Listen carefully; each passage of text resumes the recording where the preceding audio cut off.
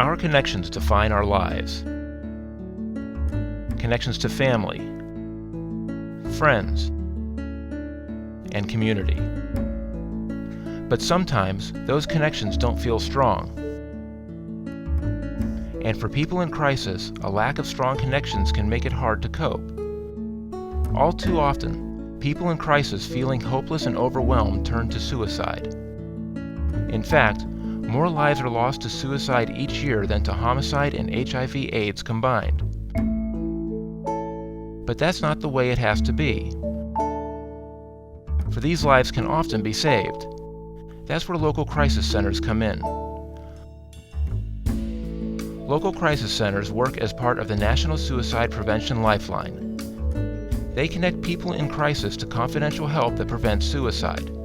They're available all day, every day. A single toll-free number routes callers to their nearest crisis center, immediately connecting them to trained staff. This reduces the burden placed on police, emergency rooms, and the entire healthcare system, and means significant savings for state and local governments.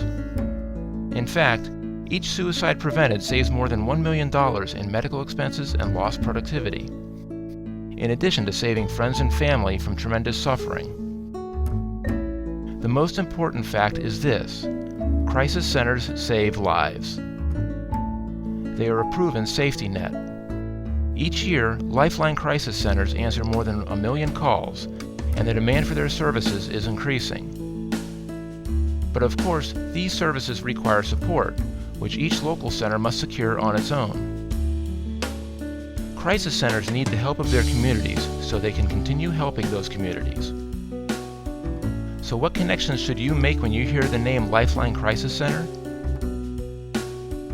Think essential, effective, cost-saving, and life-saving. But also think how you can connect with your local crisis center. Whether it's by partnering, volunteering, or providing other support, your help makes a difference for your local crisis center, which makes a difference for your community. That's one of the best connections anyone can make.